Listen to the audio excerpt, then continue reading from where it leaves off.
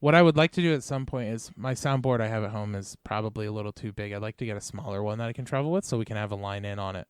Okay. Well, I mean, you got this big table. You can That do is whatever true. you want. That is true. And I can pack it all up in like a tote and stuff. This thing, you pull that thing out. Yeah. This is good. I like this. This is Yeah. nice. And like it's also like the only downside is like we're good at putting our drinks not on it. But like No, if you touch it too much, I can hear that. the booms pick it up. I can hear that. Yeah. Yeah, it's weird. You can get a lot of movement out of them without it being an issue, but like if you hit like at my studio in the house, I have silicone with foam insert coasters because I have a big like cherry table. And when you put a drink down on just the table, it rings through the mic. But if you put it on the coaster, the silicone and the foam. This desk is like hefty enough that it doesn't send through. This thing's a bitch. I imagine this would be like such a pain in the ass to like move if you ever had to get it out of this room. No, it's Really? super easy. Yeah. The sides are separate, Oh, really? and the desk comes right off. Oh, wow. It's And deceptive. then the drawer just rests on this piece that connects the two pieces together. It's insane. This key Yeah. turns an entire locking system that's in the back of this that's like natural treasure shit. It's just like levers are coming out. Yeah. It's insane. I wired it. There's electricity in there. Is there? I got a surge protector in that drawer. Nice. So That's really I cool. wired it up. I got USBs and shit. Yeah. Crazy. You're committed to it. It's an old teacher's desk. Oh, is it really? Yeah. It looks too nice to be a teacher's desk. That's awesome. I just have a shitty like It's metal beat up. desk. It's beat up. Yeah. It's beat up. But it's like But it's nice. it's character. It's got like the huge drawers and stuff. It's got character while also being beat up. It has a lot of character. I wish this is what my desk looked like. My desk is some lightweight, mostly metal piece of junk. I think I went. Did I pay for this or I know it was a Craigslist find. Oh, it was a Craigslist nice. find. So you had to like give somebody a blowjob for it, No, I brought a friend with me, just in case. but she was like half my size. I don't Yeah. know what she was gonna do. Well, she was basically She was a she was my witness. offer. Yeah. Here you go. Come on now. Yeah. You want to try to take me on, or I can just give you her. Yeah, one of the two. One of the two. Yeah, that's how we're getting this desk out here. All right. Welcome to the Up and Up. I'm Chris. I'm Ty. What's up? Hi. It's funny that we introduce backwards from what the names are, but it's Yeah, okay. you messed it up. I know. I'm sorry. right. You want to try it again? All right. Welcome to the Up and Up. Oh, am I supposed to talk? Yeah. Oh. You're supposed to introduce yourself Because because your name's first. That's all staying in, Ty. No. Yeah. No. All right. Wait. Third time's the charm. All right, here. Oh, Take 3. God. Ready? And...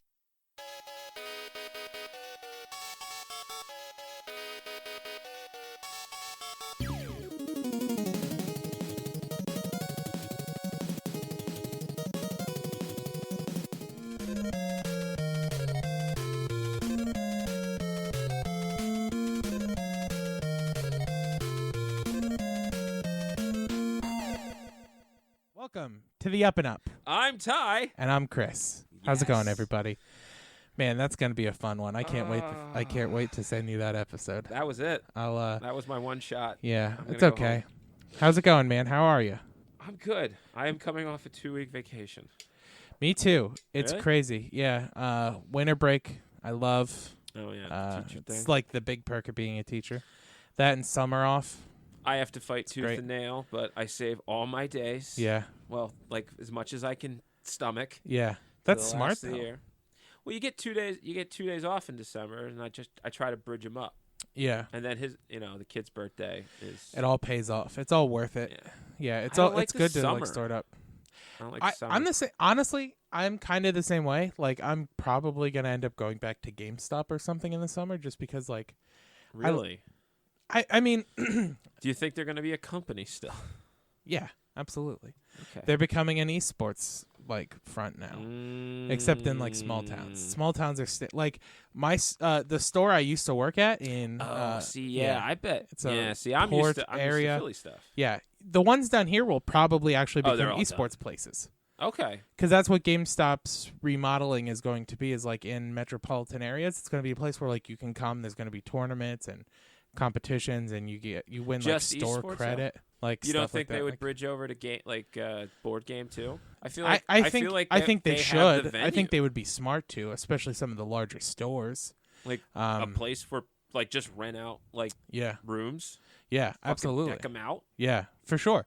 I mean, it would be smart of them to do for sure. But like up in my area where GameStop is just a like karaoke booths. Yeah. But for Dungeons and Dragons. Absolutely. Bam. Up my way though, they work as just like Does everything I say shops. get trademarked automatically? Yeah, it legally, it kind of works like that. Yeah, I just have to. Man. I just have to pack this in an I'm envelope. gonna start ranting some other ideas I've had for a long time. Yeah, it's great. It's great protection for IP because we have. Is this like mailing yourself a letter? Yeah. As long I'll try to turn it around really quick so nobody steals that idea.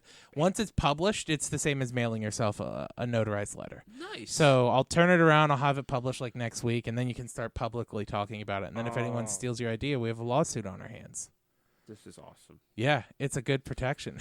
I wish I had Ask me it someday about my Toys R Us idea. Okay. Okay. That'll be interesting. Yeah. We can just have an episode where we talk about like crackpot ideas. Just a patent like our episode. schemes. Yeah. Just an entire patent episode. Just get them all locked about in. schemes.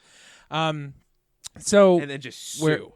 Everyone. Just sue the out of So I cursed. Can I curse? Yeah. It's fine. I mean, because I'm gonna curse. Yeah. What like I was a lot. Yeah. What I'll probably do is there an NC-17 rating? We'll for get an the internet? explicit tag on all of the podcast feeds, and then what I was going to do is just for the YouTube channel, because I'm planning on uploading these to YouTube as well. Can we edit it? Can we put bleeps in? I love bleeps. That's what I'm going to do for YouTube. I love bleeps. Not like all the way, but like so the algorithm, you just have to have no curses for the first like 3 minutes. So like up to. Oh no, I want bleeps the whole way. Oh, you want bleeps the whole way? I love bleeps. All right, I'll see what I can do. Get like different bleeps for different words. Okay. Like that. Did you ever watch the Late Late Show with Craig Ferguson? Yeah.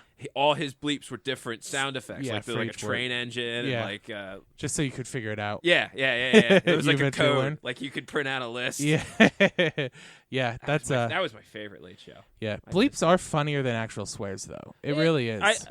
Like when you hear them, especially I would laugh my ass off more hearing myself bleat than, and I would share that with Christy because Christy won't listen to this. Yeah, like she won't listen to this at all. Neither will. She doesn't know gaming. Yeah, she's not. We should talk about gaming. Interested.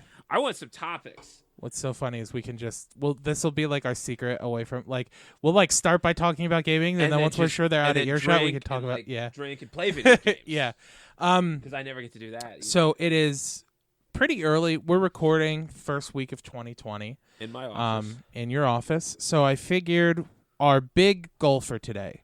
Most of this episode will be we'll just talk about 2019 in gaming. We're just going to talk about the year as a whole in video games. I think this is good. Yeah. So to start off, so here's what I want to do, because I feel like you're the more of the two of us. You're the more like indie gaming guy. You come to me. You're the person I always go to when I want to find a new indie game to play. Okay, I like games for the art. Yeah. So if it's got an art, as we talked about in episode 0, your dream was to be a video game artist. I want to be a game designer so bad, but like a concept artist, but yeah, and it would be so cool. But yeah, I think that's like really what I want to be. Yeah. Dream job. Yeah. Dream job. I feel you, man. That would be an awesome one. And like you have it too. Like you definitely could. It's just like the video games seem to be so like you can have brutal. any style now. Yeah. Like any style now. That's like when back in the day when I was playing video games, it was just like you could have like a sprite style, and but it was still vaguely similar. Yeah, whereas like you really can, like you've got like Cuphead didn't come out this year, but Cuphead has its own art style. The Souls games have their own art style, and then you've got like, have you played like Gato Roboto at all? Gato Roboto, that game Gris, I love. or Grease, yeah. I love You the get art style for God of like Roboto. cell Yeah. shading, like Borderlands and stuff like that. There's so many. There's so many styles. Yeah. So I like games that have like a style, Yeah. like a hook or something. Whereas, like, I like those games, and I like those are the games that I like. Those are the games I commit to and like actually beat. Yeah. But I find more and more that I'm the big box gamer. Okay. I like for my game of the year list. Okay, I want to hear it. Call of Duty Modern Warfare made it. Ouch. It's Not even have you close. played it? No. It's incredible. No, I won't. It's really, really good. The last one I played was Modern Warfare 2. Okay. As the last. This Call is of better Duty. than those. Okay. The story is incredible. There's a story this time. And it's phenomenal. It's Okay. a really, really good story.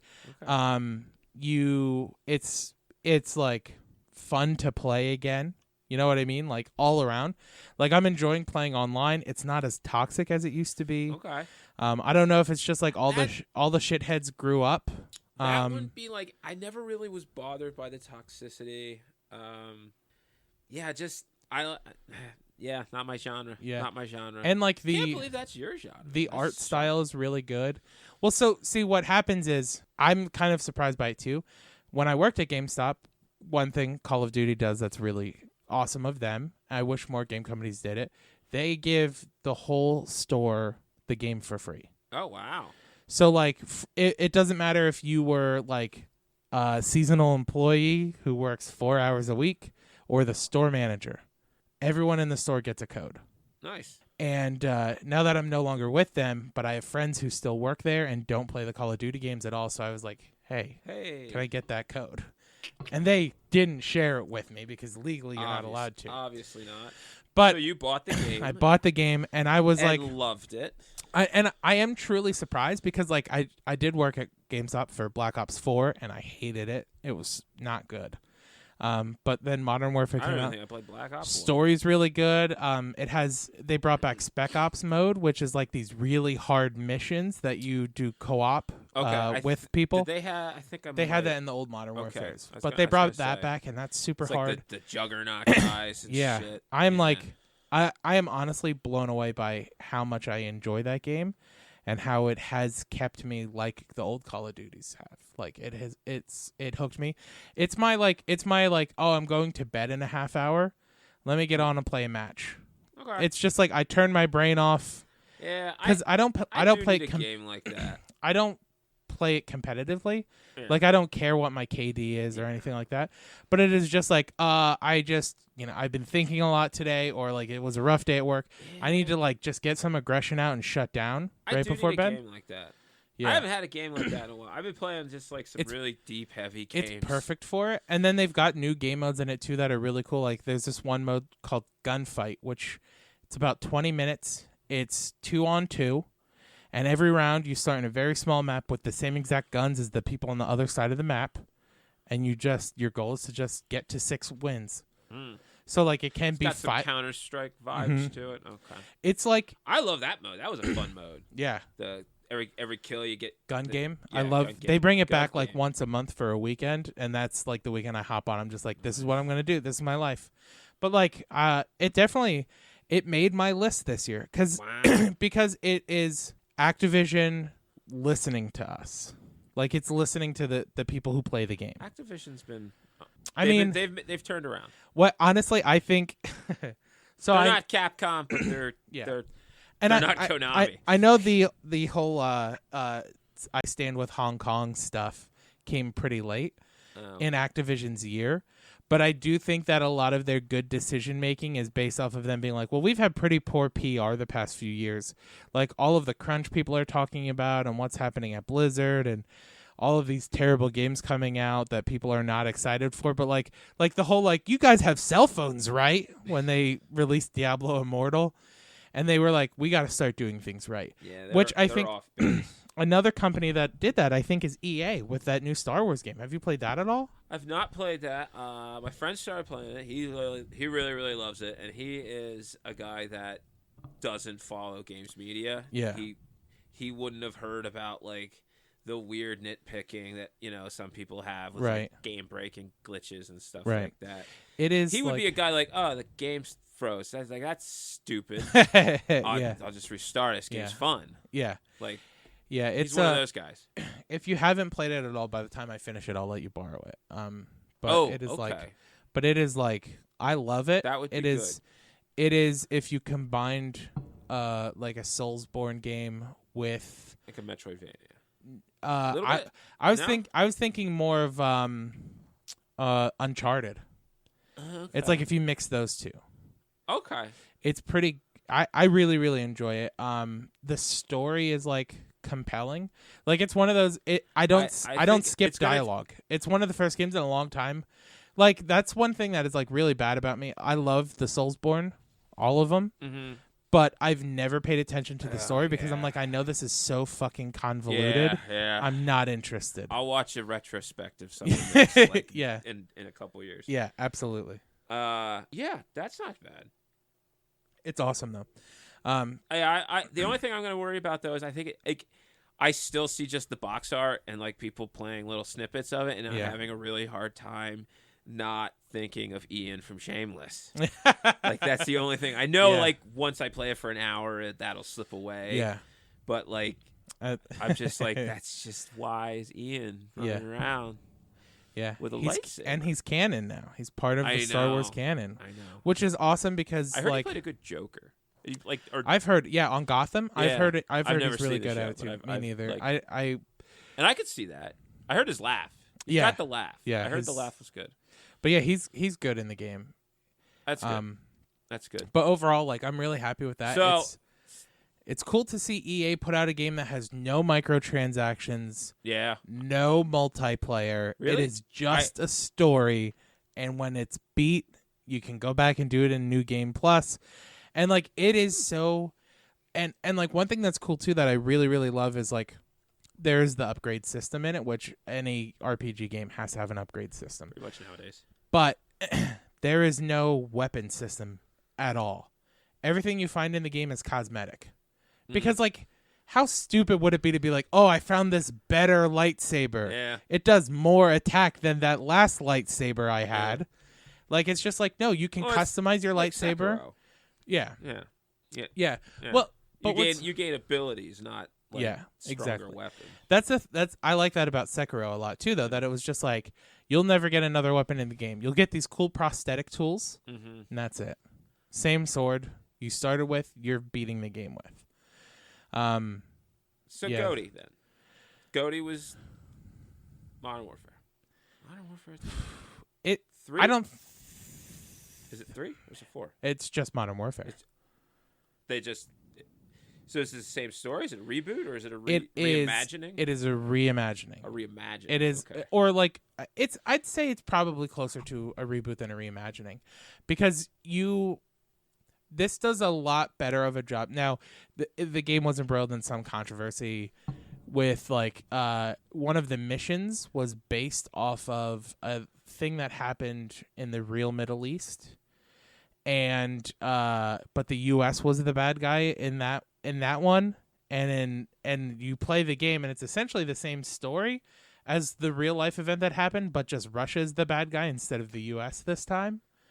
And it's like, well, that's weird. Why would you change that? Like you could have kept the narrative in the game there and just had it be like cuz they do set up in the beginning like maybe the US isn't a good guy. Like there are some bold moves that they make with this game to like show you how they really show you how like and how like your perspective is based on which side you're on, right? Like these people don't see themselves as the bad guys; they see themselves as like liberators, or like revolutionaries, and this other side is labeling them terrorists, and vice versa.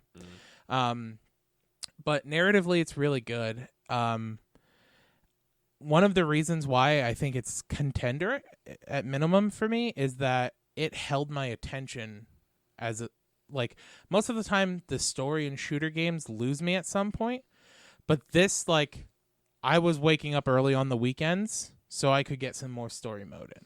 because I just wanted to get to the end of the story. Like, is it jump around? Because I remember, like, that's what I remember of, like, Modern Warfare. It's just, I jumped around. You play as... I never knew what character I was. You play as two different characters, essentially, through the game. But they do a pretty good job of letting you know which one you are, because one is British and one's American. Okay. So it's, like, not hard to follow which one you are at some point in time. I feel like they just didn't get the fact that it's a first-person shooter. You're not seeing your character. Yeah. Right. Like, this gun is the same as the other gun with the whole, like, the hands.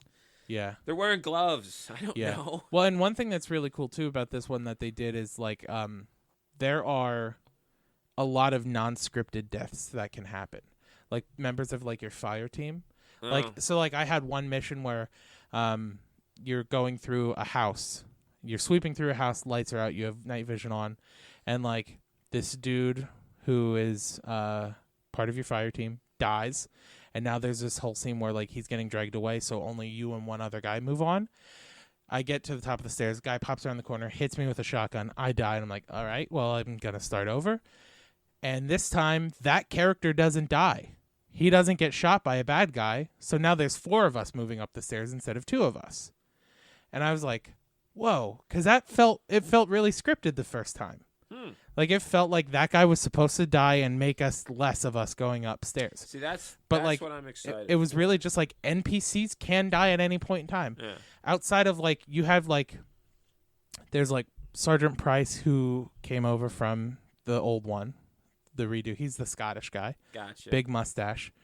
And then Sure. and then you have, like, the 4 main story characters. They're the only ones who are, like, they can't die, or else the mission restarts automatically. But like all of the extra NPCs, they can die and affect your outcome for the rest of the level, and that was something that kind of, like, surprised me. Like that, like, it's a smaller detail that could easily be missed, but it definitely does also up the difficulty of the levels. Yeah. Like, it makes a difference. Yeah, that's something I'm really excited for. Like, that's what I'm really hoping, like, next gen really, like, produces. Is smarter AI. Yeah. Like stuff that reacts to stuff and really starts, like, I want to play a game and it feel like that was completely different. Yeah. Like, that was just completely different. I want to feel like I could be playing another person, like another user. Yeah. Yeah, exactly. Yeah. Yeah. I definitely feel you there. Yeah, exactly. That would be so interesting to, like, have that difficulty be there. Sekiro, not just, like, difficulty, though. Just, like, just the variety. Right. Like, I don't want it to just be, like, they're just so intelligent that they're just, I can't defeat you. It's funny because, so going back to the Fallen Order, the Star Wars game, a lot of people have complained that, like, this is supposed to be a Soulsborne game, which is all about fighting an enemy over and over again and learning their moves. Like, that's what it feels like it's supposed to be. And that's how you defeat bosses and stuff like that. And they're like, you fight, like, a guy and you're like, oh, I figured out the way he moves, and then you go fight a slightly different version of that guy and it doesn't move exactly the same, or you fight the exact same version of that guy and it doesn't move exactly the same, and people are complaining about that, and I'm like, that feels so much more genuine to me. Like, that that feels like that's how it should be. Yeah. Like, if I'm gonna be fighting stormtroopers, this one shouldn't fight the same way as this one, even though they're the exact same type of stormtrooper. Yeah. They should fight at least slightly differently. He's got a different angle on me and stuff. Like, he might have cover, the other one. Yeah, and like, but people are like, yeah, like, you can't actually learn how to, like, fight the bad guys in this one. I'm like, well, you can, because they still move mostly the same. Yeah. But there's just things they do slightly different. Like, there's like these droids that you fight in the game that are, like, kind of like, they're bigger, they're harder to kill, but they're all melee, and, like, sometimes you fight one that's got a faster swing cycle for his heavy attack than another one. And it's like, oh, okay. Like, sometimes it does catch you off guard and you're like, oh shit, I was waiting to parry and I guess I shouldn't have. This one got the upgrade. Yeah. All right. But yeah, I would say, like, those, I think those 2 are definitely contenders, but I kind of have to go with just everyone else and say Sekiro is definitely. I'm happy it came out before that other samurai game that's coming out. Oh, Ghosts? Yeah. Ghost of Tsushima? Yeah. Just because, like, I think originally they were supposed to release at around the same time. Right? I think they're... And then Ghosts got delayed. Yeah, it's hard to say. I think it's going to be bad for Ghosts. I don't think so. Really? I think ghosts are very different. It looks different. I haven't seen gameplay. It does, but it's samurai with sword and grappling hook. And I think that's similar enough that people are going to be turned off because they're going to say I played this last year. I don't want to like steal a bit, but are we going to talk about like most disappointing game? Sure. Because I have a hot take. We can jump to that. Yeah, most disappointing. Sekiro. Really, you didn't like it? Hated it. What didn't you like about it? I get why some people would love this game. Yeah. What makes Sekiro like great is the stuff that I hated in Dark Souls. Oh, okay. I hated the repetition of like learning boss patterns. Yeah. And that game just pushed that. Yeah. Like just really wanted to push that, and I only got to use one weapon. Yeah. I liked Dark Souls for I don't need to learn your pattern. I bested you in like a different way. I like found a weapon that like messes you up. Yeah. I like found like a strategy that just destroys you. Like when I beat that dragon, the wyvern. Yeah. That in Dark Souls 1 that guards the tower. You go under, you cut his tail off. You go under the bridge, and then you like just shoot him with arrows till he comes down. I was like, I know that's not how I'm supposed to beat it. Yeah. But I totally bested you. It was like I beat you. I figured it out some way. That's what I liked about it. Sekiro was just like, all right, boss, here we go. Yeah. Died. All right, what did I learn? I gotta jump that. All right, made it to the next move. Yeah. It's like move 2. All right, that move does that. All right, died. Learned. All right, so now I know move 1 and move 2. Yeah. I will say it wasn't hard. That part of it was frustrating. It was just frustrating. But what I enjoyed about it I didn't get far enough, What I enjoyed about it is that I liked in Sekiro there wasn't a move you could just forget about. Like in all the Souls games, I'm not a parry person in the Souls games. I think Bloodborne I learned to parry pretty well. But like in and Dark Souls 3. Dark Souls 3 I nailed the parry pretty good. Yeah. But in like Demon Souls and then Dark Souls 2, I think I beat the game without parrying once.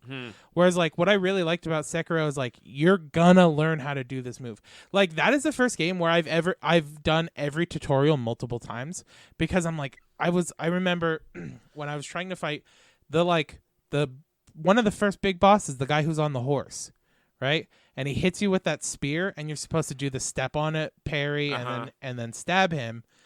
I was like, I cannot nail this fucking timing. So I kept going back to the guy undead dude that lets you beat on him. Yeah, and just doing it over and over and over again until I nailed the timing. I'm like, okay, it feels smooth now. I'm not like, it's not like clunky. I'm not like nervously pressing it. I've got it. Went back, fought him, beat him my first try after that. So this game, I like the intention of everything. Everything was intentional. It's in the game for a reason. It taught you how to do something, and you had to use that something for the entire rest of the game. Yeah. Yeah, it just didn't, that one didn't gel with me. Yeah. I think I might have builded it up too much. I've been noticing that the games that I don't build up, like, I enjoy so much You get better. more surprised by. So much better. Yeah, I feel you there. So much better. Yeah, Anthem was just a bust I never even touched, but I just knew enough about it to know that it was terrible. It's like, why? Fallout 76? Nope, not touching. Not interested in that why? at all. I just feel like they're not doing market research. Like, no one was asking for that. And that was just them trying to jump on games as a service bandwagon. Yeah, that's but people were. I mean, I would have loved a Fallout MMO, but like Fallout 3, not Fallout 4. No one. I didn't want to build a base. Like literally, 76 was just building a base. That sidetracked me on 4 so much. I just wanted to keep building a base. Yeah. And then like I got to the point where I was like, oh, the bases don't do anything. Yeah, I was the same way. I literally what pulled me out of that game is I put like probably 6 hours into building my base, and I was like, oh, this doesn't change anything or matter at all. Nothing. It's like I thought, and I never played it again. I thought it was gonna be like a tower defense or something. Like they were like was gonna get like raided. I never got raided. I just like well, I made a really efficient workshop. Yeah. Like, here's all my boxes. This one's for armor. This one's for guns. Yep. I was just I basically made a shrine to my OCD. Yeah, same. That's exactly what I did. And I was like, nope. It's like, well, this was a fun $60. Yeah, I'd rather play The Sims if I'm gonna play something like just like that. Like, Sims is so much more fun. That was, yeah. I feel like they could have made a better game. They could have made a better game. Did that even come out this year? I feel like that came out this year. It could have come out this year or last year. I really don't remember. Yeah, 76. Oh, I think that was this year. I want to say yeah. Who cares? No one's fact checking us. I don't care. Angry gamers will come out of the woodwork. Really? I mean, at least we get an audience at that point, right? Wow. That means people are listening. That would be cool. But yeah, I don't. We will. Someone's listening we'll probably to my nonsense. Yeah, we'll probably get corrected, but I don't know. I'm trying to think of just other do corrections. Other terrible games. Disappointed list. The disappointed list. Yeah, I think that would. I mean, I'm not saying Sekiro is a bad game. No, I was disappointed. That was my most disappointing game. Yeah, I feel you there. I had a hard time trying to pick Game of the Year for me. Because while I was playing Death Stranding, I was just like, this might take it. This might take it. Yeah, so that's the side of the fence you've fallen on? No. Oh, okay. No. Interesting. No, I did not choose Death Stranding. Death Stranding actually fell a few pegs. Kind of fizzled out for me. Wow. I really loved it though. I still love it. Yeah. Really happy. Crazy ass Kojima got to make his game. Yeah. And make the most pure weird game he ever wanted. Just like some bromances that he got to like just plant in his garden and grow and nourish but it lost focus, I feel like, in the middle there. Yeah. I haven't played it at all. I lost focus in it. I feel like the game didn't lose focus. I lost focus. Yeah. I think over summer, it's a game I'll pick up. Because I won't be teaching. I'll just be home bored every day. Yeah. And I'll love something that'll be like a job. You know what I mean? Like that I can make that my job for the summer. That's what it felt like. It felt like a job, but it felt like a fun job. It really like scratches a weird like itch in your brain. Yeah. Because you could start like making kind of like an infrastructure kind of thing. Yeah, and I've heard like the balancing mechanics and stuff are really interesting in it, and it's impressive. Yeah, that is one. That's like it's very impressive. The guy knows how to make a video game. There's so many cool, subtle things that I wonder how many people picked up on in the game too. Like, do you know how in the way it's multiplayer? Have you read it all or heard it all about like how it's multiplayer? Well, like how it works. I mean, I know I've experienced other people like liking things and right, but like so like for example, like when you're walking through the world, when you're just kind of exploring, paths will be worn. It's not like in Demon Souls where like you can leave like the message being left. Yeah. Like literally there's like it's worn from footsteps. Yeah. So you know like, oh, this is like, where there's numerous the people. Majority of people are going. Right. There's been like numerous people who I've heard on like podcasts or review shows or whatever being like, I honestly got stuck for a while, and the only way I found where I was supposed to go next was because I noticed that the path was more worn out, and then I found out that that's actually a mechanic in the game. Or like the fact that like if you move objects certain ways, that like it affects it in other people's games. Like Alana from Funhouse said she had to restart from a checkpoint because the way a bus was parked on a bridge at one point in the game, she like couldn't get past it. Like it was blocking her path completely, and she's like, well, I just have to load the world again. And I was like, that's a really interesting way to do multiplayer, whereas like it's not like it's not like calling people in the world to help you out. It's not like you can like leave stuff for people. If you've like find you can't like you've taken on too much stuff and like you can't make it back, you can like leave some of your goods behind and like just pray someone else will deliver it for you. Yeah. And then you'll eventually get like some points for it, or it'll just deteriorate in the rain, like the weather. Yeah. It's a game that I feel will really like that got a lot of eyes that eventually will like people will like take things from this game. Yeah. Like, this will be like a Legend of Zelda game. Yeah. Like Breath of the Wild. So it's like people will take. Like, this will change the landscape So of games. we'll come back for your GOTY later, but that is a perfect segue into one of the future listener submitted things we got. My brother Ethan said he wants to know, what do we think are the most innovative video games? So I was thinking we can frame that as like most innovative that came out this year, and then also most innovative all time. Ooh. Yeah, right. Okay. Because it sounds like this could be pretty innovative, like Death Stranding. Death Stranding. While like I would put it very on par with Breath of the Wild. Yeah. Like the kind of go anywhere, kind of exploring, kind of the world a character. Yeah. Kind of thing, but That's like so a freedom, kind of. It's maybe the most a intimidating playground. game to me that's ever released. Like, there's not a game I've ever thought of that scares me more than that. Is Death that Stranding? weird? Yeah. Not in like a horror game way, but like no. it seems like it's just so much. It seems like it's draining. It Yeah. is draining. It's draining. It gets heavy at sometimes. Yeah. That was a big gets- reason too why I was like, I think I gotta avoid this while I am like responsible for other people's children. Yeah, it's not. Maybe that's why I took a break with the winter coming. It's Yeah. like, I'm sure that like if you weren't like affected by it, like, yeah, that'd be a great time to play this game in the cold in the winter with the rain. But yeah, it can be really downer. It could be like really depressing, really tough. Yeah. So what are some games that you think are like? Are there any other games that come to mind that released this year that are super innovative? I'll save one because I would say it because that's my GOTY. Okay. We'll have a big reveal party At the end. Yeah. See, you played your cards too early, son. Yeah, I did. I mean, I would say Mario 64 is like all time. Yeah, Mario innovator. 64 is like that incredibly innovative. really opened up like so many. Genres. I had that as one of my like three. Yes. So there are three like super innovative games I can think of. Three. Yeah, 64 for sure, all time innovative. Um. The other one I was thinking of as far as older games is the Orange Box. Yes. Like everything in it. The reason why I said the Orange Box is because everything in it, was innovative in some way. Portal, Half-Life, Team Fortress 2. All of them incredibly innovative. If you consider, and you have to because that's how that game came was out. packaged, yeah. That's like the best video game ever to come out. Yeah, for sure. Like, I remember I was in high school and I hunted that game with my friend Jared for probably a week.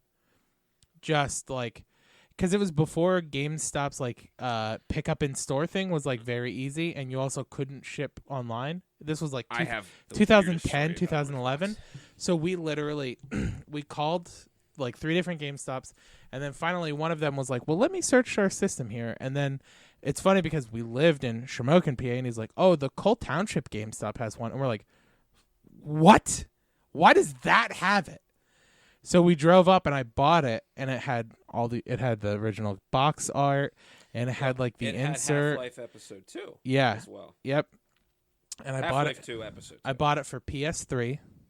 Nice. And played the hell out of it. And Game Critics #1 game for PS3, I think. Yeah. Phenomenal. It was incredible. But that was like that's like one of the few like I hunted for this game stories. Weird story, and this might be corrections, but because it was also so expensive to buy otherwise online. Like that's why we were looking for it in store. Oh. GameStop had it for like $20. Yes. And everywhere else it was like $150 or more. Yes. Weird thing, I got it for PC. I got it for Steam. Yeah. Before it was the first game. Yeah. To come out on Steam. Mm-hmm. I'm really hoping this is correct. I think so. It was like it wasn't even really like a what Steam was service. It was basically their like downloading like you know, like most games have kind of like an installer program. Yeah. It was basically that. Yeah. But it came with my graphics card. And it came with a card. Like when I built my computer when I moved to college, and it came with a card. That's amazing. And a little scratch off thing. And it was months, almost a year before it came out, and I like held on to this card forever because I think it just got delayed. Yeah. Scratched it off. Finally, it worked. Downloaded Steam. I was super happy with that. That's amazing. I had no idea what Portal was going to be. I thought it was just going to be a puzzle. I think the whole world thought that. Yeah.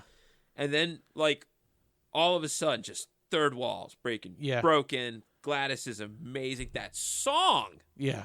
Yeah. And you can't just say Portal was the most innovative because it was Orange Box.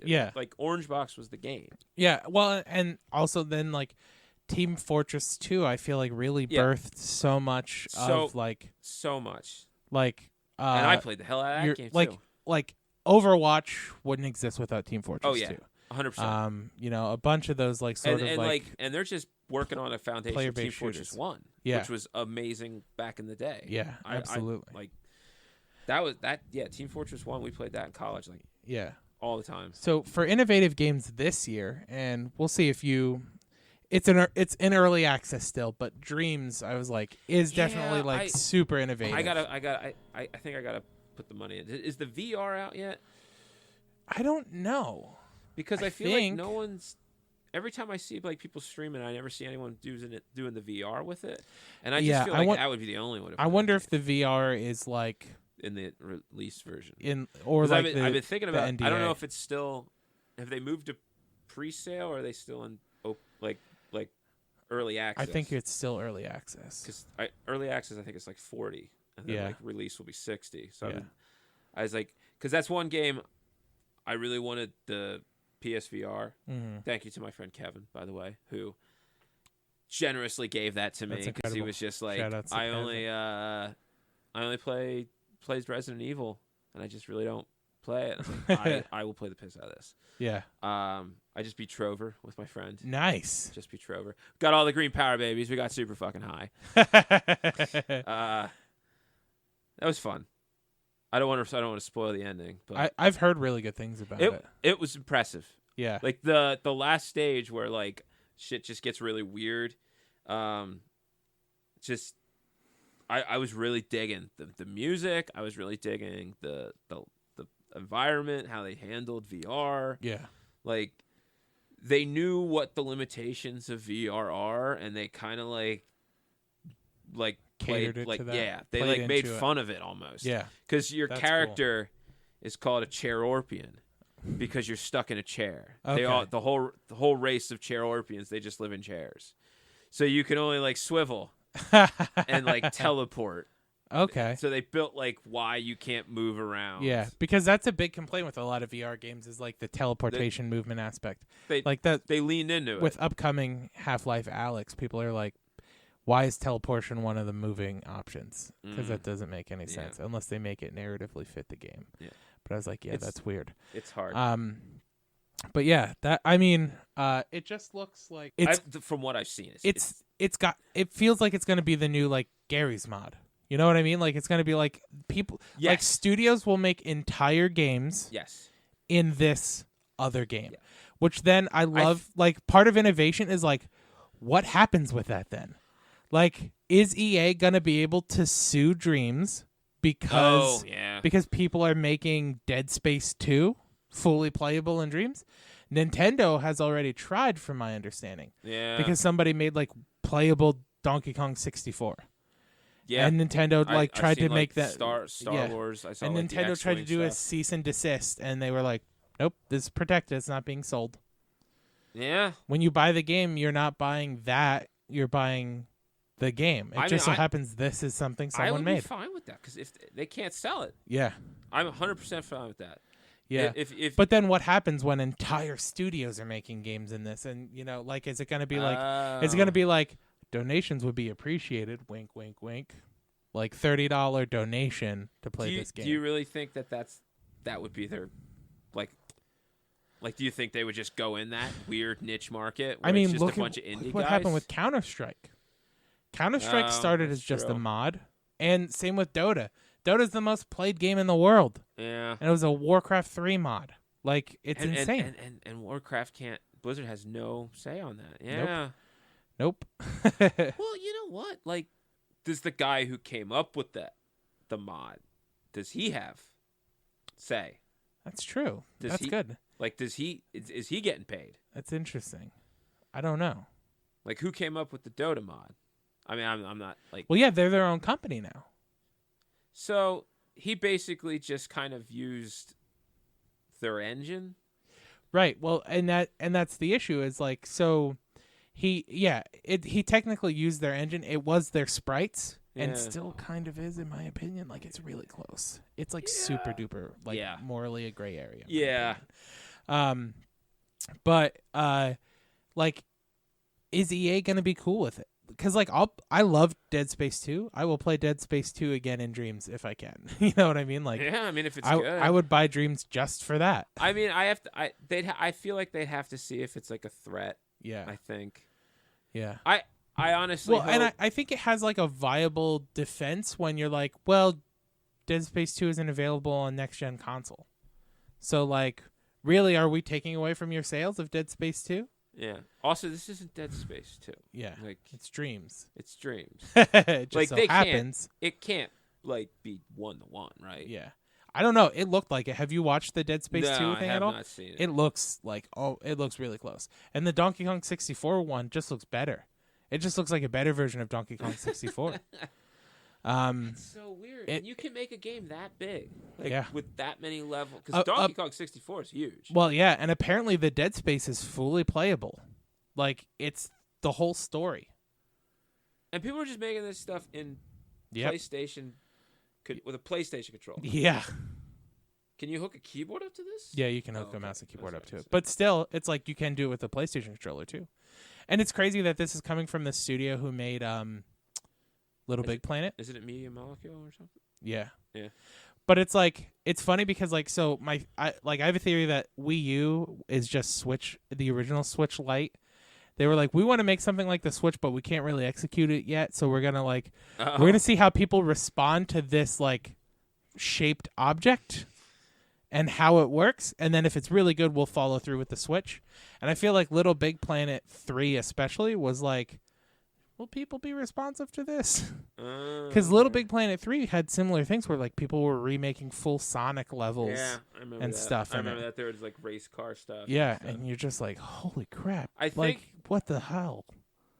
I feel like they might have to market Dreams better. I feel like the people who are in to Dreams are the content creators. I will say the thing that they did that's incredible is like the way they've structured the non-disclosure agreement so far, because originally people have been playing it I guess for like almost 2 years but weren't allowed to release anything about it.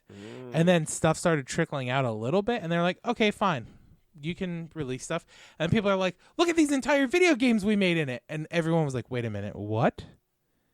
You made a whole video game? Yeah, we get it, you made something. What is it that you made? Like, I think the thing that would be cool to see come out of it is I think you'll have smaller indie game studios. That's what I'm hoping and like for. Dudes getting jobs making video games just from fucking around in Dreams. Just like, I'm not doing this for. There's no money. Like I'm not gonna get money for this. I want to just do this. Yeah, it is like I would 100% love that. Yeah, it's so that for me. Is for sure. Like, as far as innovation goes, I really got to get on the Dreams board. I really got to figure out. It's insane. Like, I watched somebody for like a couple hours like go through the tutorial. He was trying to make like the Batman cave. Yeah, and he was just like, okay, not a fun Twitch stream. It's a slog. But what's great is watching the finished product. Yeah, exactly. Because you're like, well, I bet it's a blast for that guy who's making. Yeah. Well, he's just like, I got him. I made a mountain. Yeah. He's so proud of that. Well, and cave. what's really cool to do even more so is like at least watching a little bit of that, so that when you see the finished product, you have an understanding of like what was involved. Like I could probably see you someone really getting good at that. Yeah. Just like really seeing that happen. Yeah, for sure. Yeah, as far as innovation goes. So what was the other one? Good. All right, so those my three were Dreams, Mario 64, and the Orange Box. Those were the three I thought of. Nice. So let's go back for a minute and talk about other great games that released this year. Pokemon Shield. Have you played it at all? Sword or Shield? Just not into it. You're at that age where did the Pokemon games miss you? I have actually right there under my hat. Oh, okay. I have blue. Okay. In my Game Boy. Yeah. My OG. But you didn't like. No. 'Cause see, it came out for a weird time. Yeah. I want to say like middle school. Yeah. I want to say I was like 12 or 13. Yeah. That could be. I could see how that could be weird. And it was I feel like the show undermined like the complexity of the game. Yeah, for sure. There's a great RPG in that game. Yeah. There's a great story in that game. Yeah, it's definitely weird to playing Pokemon, like remembering playing Pokemon when I was like 5 years old and playing Pokemon now as like an adult. I'm just like, I can't believe I just like kind of slogged through this as a kid just to get to the finish line. Yeah. When like there's so much awesome complexity in it, and the new one especially. Like there's just so many small stupid things I wish I understood why my brain gets hooked on. But like in the new one you can make curry. Yeah. And you have your Pokedex and then your curry dex. I am so hooked on completing my curry dex. Like I just want to do it so bad. Yeah. No, I just don't think I can go back into it. Yeah. I mean, I think if the kid likes Pokemon, Yeah. I think that would be a fun one. I downloaded the Let's Go Eevee demo Yeah. because I thought that would be fun because it has like a weird 2-player mechanic where they both can throw balls and stuff. Yeah. And like he likes when I play Pokemon Go, so Yeah. So Let's Go felt more like Yeah. a good introduction for him. That makes plus sense. it's the retelling of Red and Blue, right? Or it's like Yeah. Yellow. It's the retelling of Yellow. Yeah. I think. So Which was very similar to Red and Blue. yeah, it was just But so I just don't know if I could get back into it. yeah. I could definitely see that. The last Pokemon game I have played was Blue. Yeah.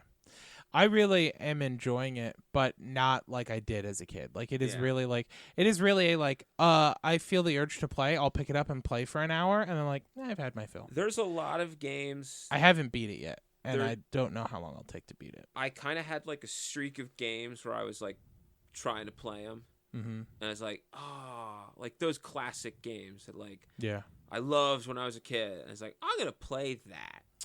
Yes. I have not been enjoying that. Yeah.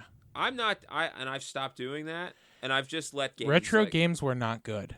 I'd rather just remember them. Yeah. Like the YouTube channel I used to do, You've Seriously Never Played This, really showed me. Some of them are.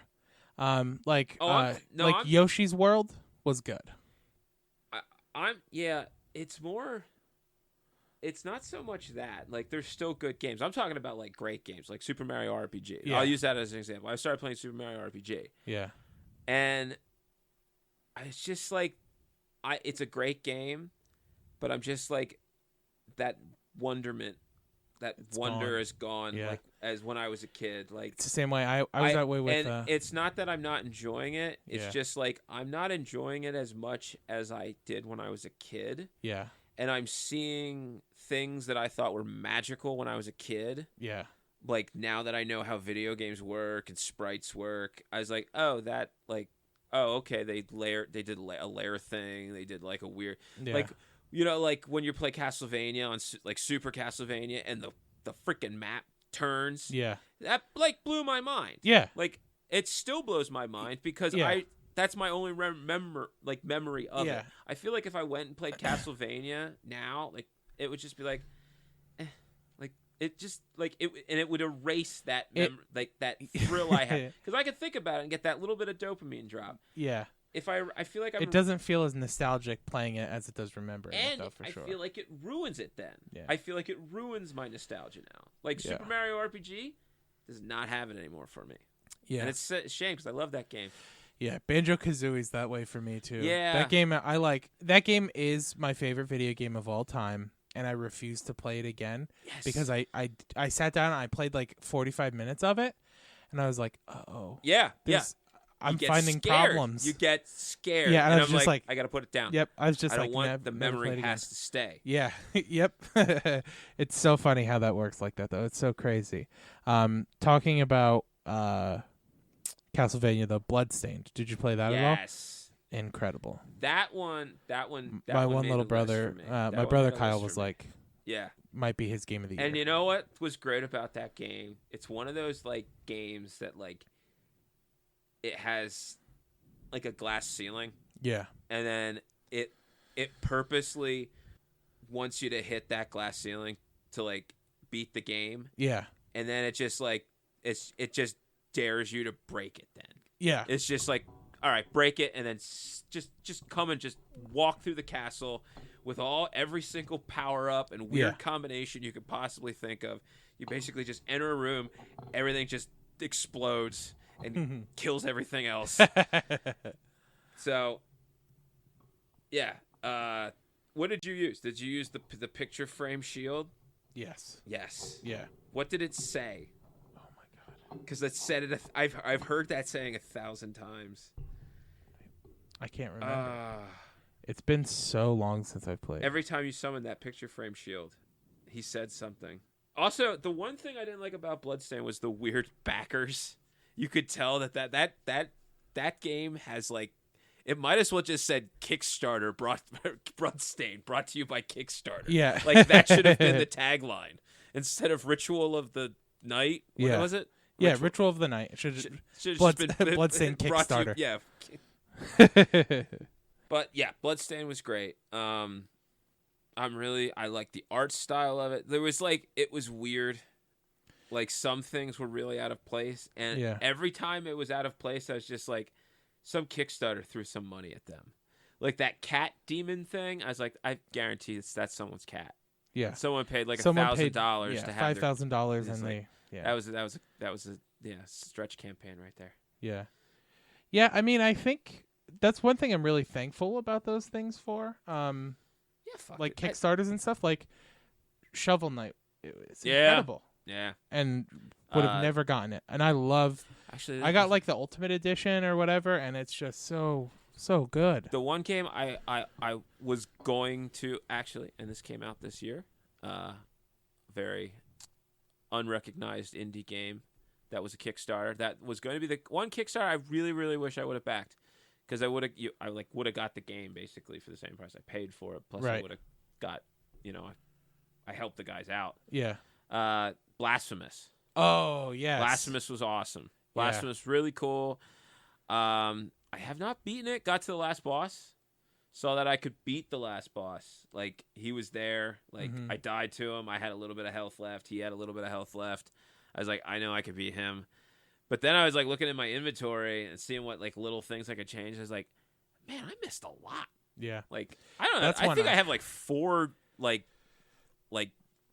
unlocks I haven't even gotten to. Really? Yet. Yeah, like, that's one I haven't picked up, but I need to. A substantial amount of stuff I did not get, and I'm like, maps like 97% clear, and I'm like, I got nothing. Yeah, I don't know what I'm missing. Yeah, that's one for sure. I need to Blasphemous pick cool. up. I want to. Control is another one I really want to pick up. That's my GOTY. Yeah, really. That's my GOTY. That makes it doesn't surprise me. That feels fitting for you. First off, was not expecting that.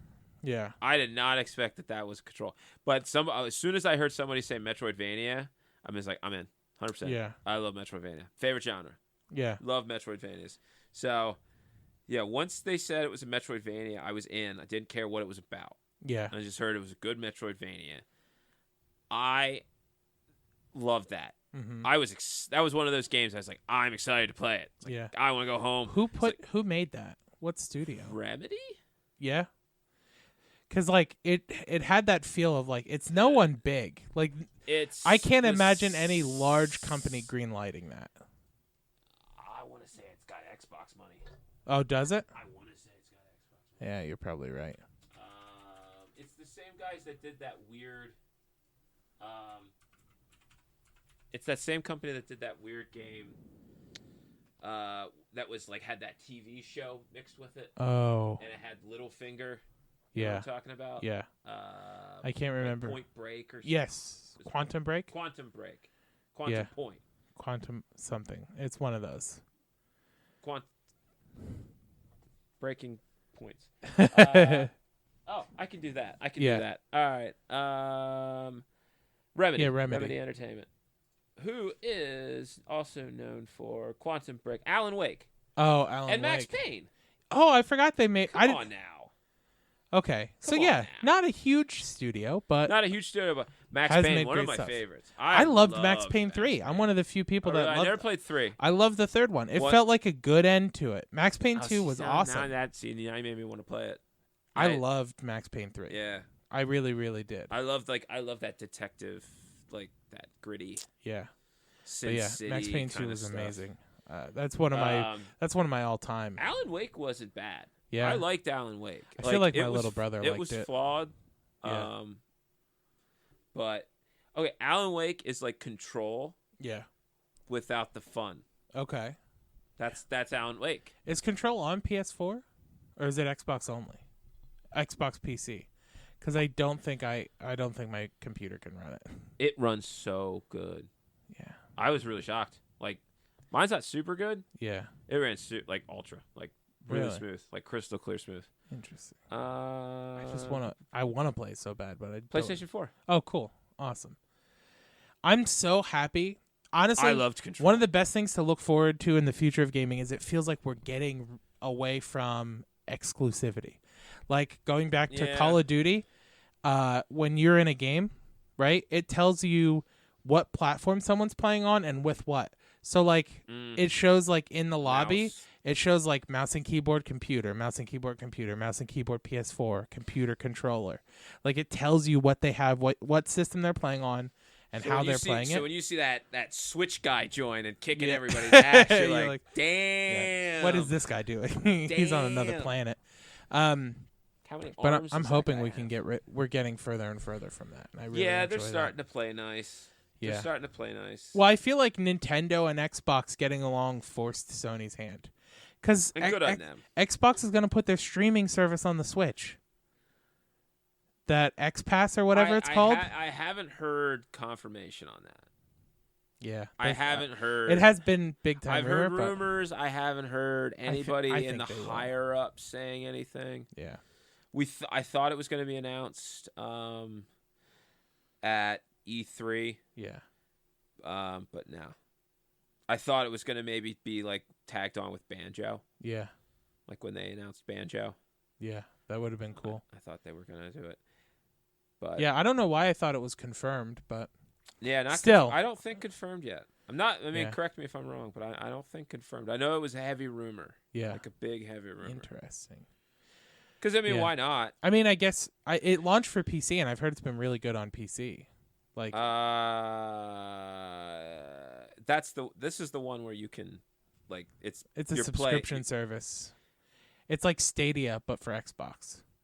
Now the game's playing off site though.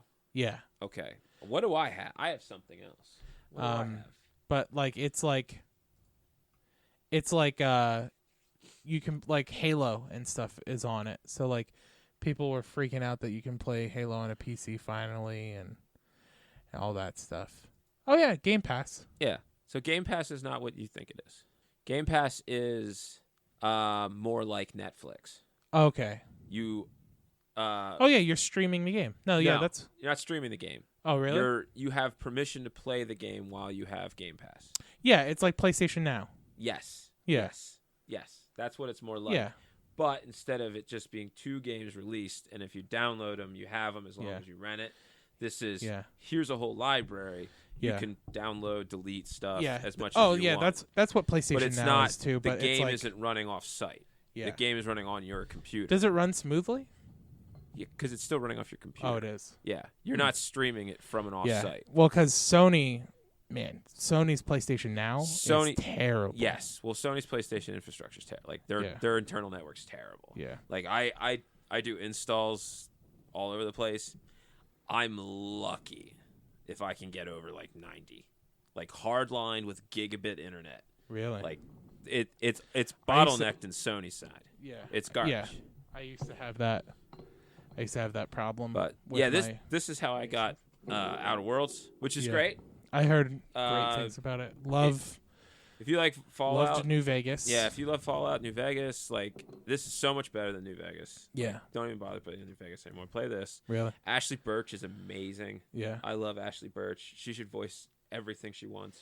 Yeah. How many people get it mixed up with Outer Wilds is crazy though. I didn't even realize there was an Outer Wilds, Yeah. and what is that game? That game is a. I've heard of it now, though. It's one of those. So I forget what the genre is called, but there's been a handful of them made over the past few years where you're alive for a certain period of time, it dies, and then you reset. Oh, a roguelike. Is that what a roguelike is? Okay. So it's a roguelike space exploration game where the universe is collapsing in on itself. Yeah. And you're trying to like build a spaceship and get off this planet before it collapses. Okay. And it just keeps happening over and over, and like your inventory you keep when you respawn. Gotcha. And you just keep doing that over and over again. It looks really good. Like the artwork is really nice on it. It looks really fun, but it doesn't have like longevity to play. Like a lot of people have like, it's got replayability, but like it doesn't have like it's not a game. It doesn't take 12 hours to beat. It takes like 3 or 4. Yeah. And then you just play it over and over again. There's some roguelikes that are good. Yeah. It is a genre that I don't think is terrible. Some of them do them really, really well in different ways. I think the best roguelike, and it's hard to even kind of call it a roguelike because you don't actually like lose everything, but and it's still one of my favorite games, Darkest Dungeon. You ever played Darkest Dungeon is awesome. I played it on Switch. Yes. It's incredible. One of my favorites. Got really, really far in that game. That game is deep. And it has permadeath and all that happy stuff, but too. that's kind of the roguelike is, because they actually say your character, don't get too attached to your characters. It happens. They will die because they just keep getting more insane. Yeah. Fire Emblem is technically a roguelike then, I guess, too, right? I don't know. Is it I'm curious. A roguelike would be like what makes roguelikes like what is the difference? Because Fire Emblem has permadeath. If you have a character that dies in Fire Emblem, which is one of the reasons why it's such a hard game to play, because you do have to spend so much downtime getting to know other characters and like building bonds and relationships, and then they die and you're like, oh fuck. To make it more to make it more roguelike, then it would say that character would have to be reborn as like level 1. Yeah. But then you can just dump in like all their stats, right? Like all your stuff that you may have had like stored. Right. Okay. So like, permadeath does not inherently make a roguelike. Basically, something will die. You will die. Yeah. And then you will restart. But it's usually something. Right. Will carry over. Okay. So it's the real benefit of roguelike is going through that first dungeon over and over again, and slowly getting stronger to the point where you just. Things that you were having so much trouble with, you just annihilate. Yeah, because now you're still level 1, but I have like the sword of godliness and the shield of fuck off, and you just stab everybody and walk away. So that's like the benefit. That's really like the roguelike. It's from an old game. Yeah. Like Atari. Like we're going back. Yeah. Like I forget what the game is actually, but it's. I would assume Rogue, because that's normally what happens with those styles of games. It's one of those genres that's like it goes back though. Yeah, I forget. That's interesting. Yeah, I'd like to look more into that. But I'm trying to think of other ones I have here on like honorable mentions is Untitled Goose Game, just because never has a video game so unified the world. Yeah, there would like honestly the only one that has is Pokemon Go. I think Untitled Goose Game is like the close second as far as like unifying the planet Earth. We've never been more cohesive as a human race than in the like few days after Untitled Goose Game released. Everyone with good vibes. Yeah, absolutely. Everyone got it. Because you could say like Fortnite had that like calling, but no one Not like the good vibes like Pokemon Go and Goose Game had. Yeah. It's just like look at us being silly. Yeah, it's like we're all out in a park throwing hold up our phones, not talking to each other. We're just committing crimes with a goose. Yeah. Did you drop a bait? Can you drop a bait? Can you drop a lure? Yeah. But yeah, Untitled Goose Game, it was just like I haven't played it at all. I've watched some gameplay of it. I really want to. But I also don't want to break the charm of watching other people play it. Yeah, because it's one of those. It's one of those games where it's like it just makes me happy. I love that the mechanic is like you just walk around and honk at people, and you're kind of a nuisance, and you're trying to. And it's a puzzle game. And then it's have just you a cute puzzle game. Spoiler alert? If you care how the game ends, you find out this is the 100th time he's stolen the thing you're trying to steal. Oh, like you're trying to steal like a bell or something. And then the game ends by the goose takes it back to like his home and just throws it on a pile of other ones he's stolen. So like it builds up that like, oh, he's been doing this and will continue doing this. He's just a douche. Yeah. Yeah, that one though was really nice. Disco Elysium I haven't played at all. I am playing that right now. Yeah. Is that a PC only? I gotta get a gaming PC. I feel like it is. I don't know. Guys from a podcast I listened to did voiceover for it. Oh yeah? Yeah, Chapo Trap House. Who's the guy? From what I understand, like a bunch of them were PS4. in it. Oh, it's on PS4. I'll have to sir. pick it up then. I got a gift card for Christmas. I will pick it up. Nice. But like, Chapo Trap House is this like political podcast that I listen to. No, I mean like, do you know which character? Oh, I don't. Let me see. Yeah, Disco Elysium is interesting. I really want time to play it. I really want everyone to leave me alone for like 12 hours and let me be in a dark room with like a bottle of scotch and just like let me be alone with this for a while and like really dive in. I might try to stay up late tonight and play that. Just get through it. But it's teaching me to do something that I've been doing in video games lately and I hate it. And I now found out that there's a name for it. It's called save scumming. Okay.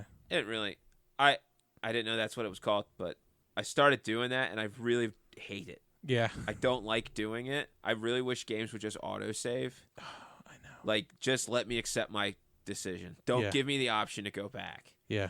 Because this game is one of those games. But the nice thing about it, and it's a game that's really kind of getting me off it from doing it, it lets you redeem yourself. Oh, yeah. The leveling up systems where you don't level up your character, you level up like traits. So like you can level up like perception or like not like so broad. Like there's a lot of Latin terms like like I forget. It's like some sort of like Latin term for bonding with your comrades at the police station, like camaraderie with the police. You can raise that, so you know how to like talk to the other cops better. Yeah. But how to visually conceptualize a crime scene. You can like raise that, so when you look at a crime scene, you could tell the difference between like a size 7 shoe and a size 9 shoe. Huh. So like that's really cool. Your ego, you can like increase your ego. You can increase like your if you're a smooth talker. Yeah. But you don't like actually like gain like anything other than that. But every time you like level something up like that, you can take another shot like at something you might have failed before. It kind of like will reset that, and you can kind of approach it sometimes.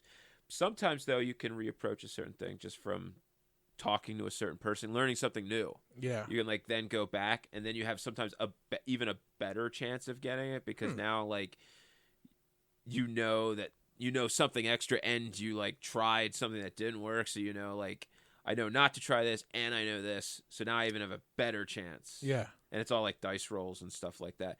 Like, you could be, like, you could have, like, a 3% chance, but if you get double sixes, it's an automatic win anyway. So that's really cool. You can try it, like, so it's kind of like fuck up on purpose sometimes, just to see if it tries. Really enhances learning from your mistakes. But then, and stuff like that. If you don't get it, because sometimes because sometimes you get like those 21%, and you're like, oh, I could just like force my way through it, and if I don't get it, I can just reload it and try it again. But then I'm like, it's just kind of takes the fun out of it. So now, like, if I fail, I'm like, oh, I could just, like, I'll go do something else. And when I level that skill up, it'll, like, re-unlock that, and I can come back and talk to him again. And that felt more natural. Yeah. It's like, I'm not just, like, trying to brute force my way in. It's like, it kind of feels like I'm bouncing around. And you learned something else. And I learned something new, and then I come back. and I could try this again, but now I know this too. Yeah. It has this weird. They had a really unique leveling up system. That's cool.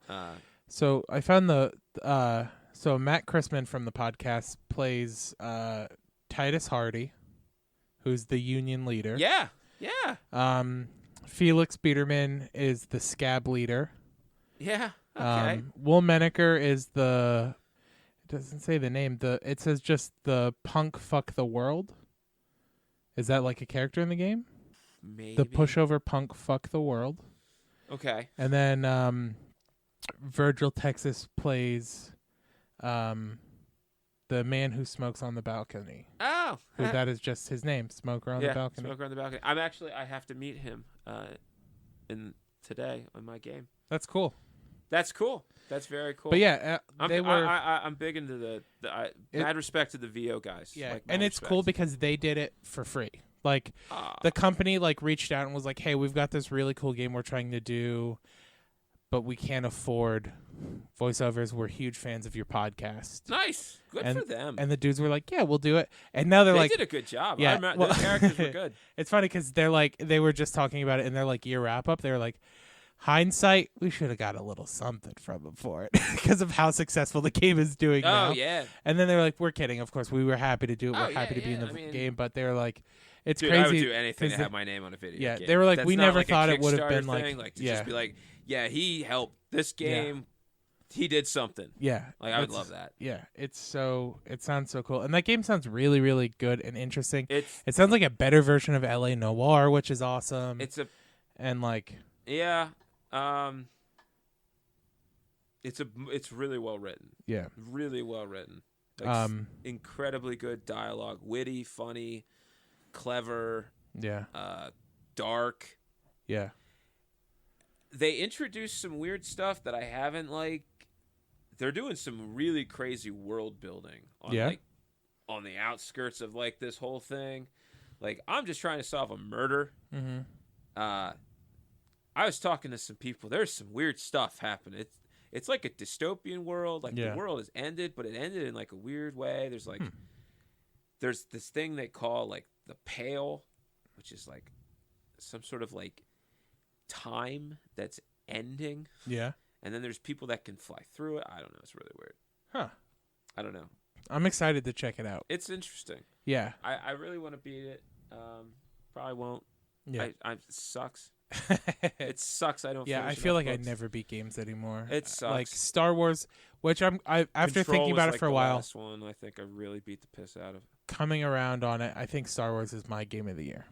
Nice, we came around. Yeah, I'm just thinking about it, and it's the first game. I mean, God of War didn't come out forever ago, but it's the first game since God of War that I'm I want to do everything. I want to platinum Star Wars. Resident Evil 7 was mine. Yeah, that one was my that game. was the one before God of War that I was Resident Evil was I want to platinum this. Yeah. God of War came out, I was I want to platinum this. I have that Star on Wars. VR. I have not played it on VR yet. Resident Evil? Yeah. I hear it's intense. I know, and I'm worried about that. Yeah. Because I was scared enough playing it normal.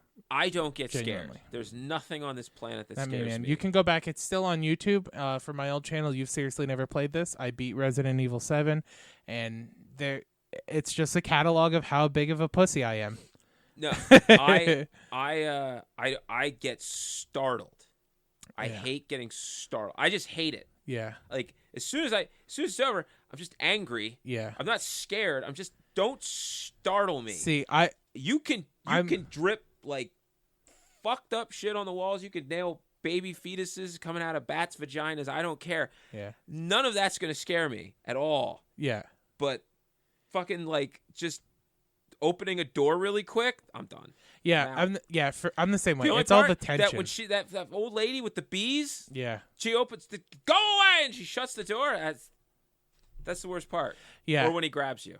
Yeah. In the kitchen. Well, that's the thing is the jump scares don't get me really bad, but the Resident Evil 7 builds tension in such a perfect way. I was good on that. Where that's what gets me. Yeah.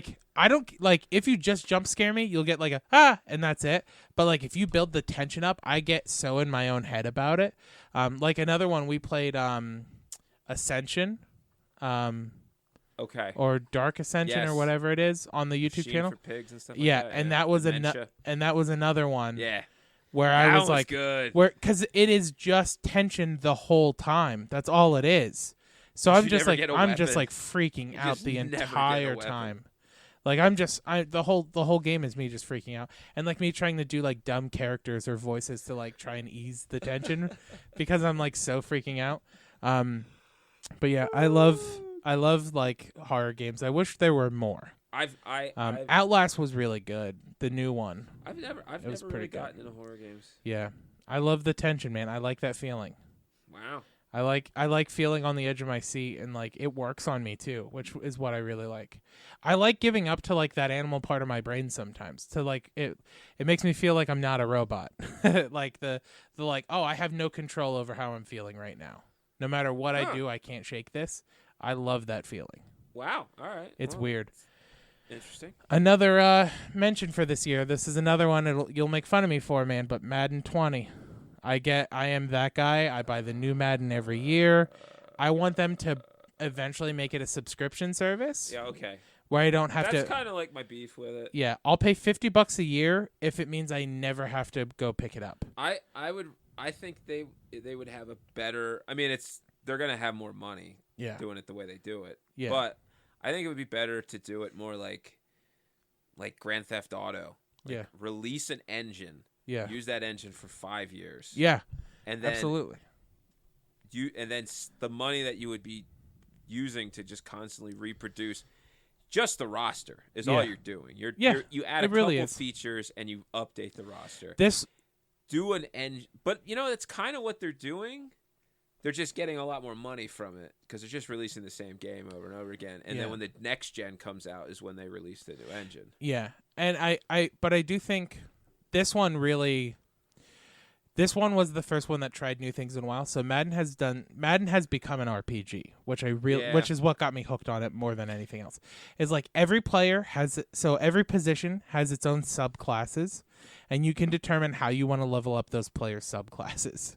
Like for example, like your offensive linemen have 3 subclasses. You can do power, run blocking, or pass blocking. So power means that they're just kind of just strong guys and hard to like break. Pass blocking means like they can be broken, but if you pick a pass play, they're more likely to protect you. And then run blocking is, of course, the same, but for running, right? So like depending on how you level up those subclasses depends on how you play.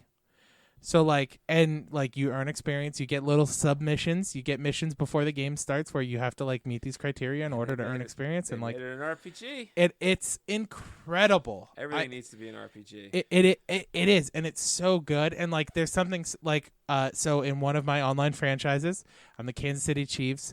And Patrick Mahomes is almost a true 99. I've got in 3 of his 4 subclasses, he is a 99, which is a perfect score.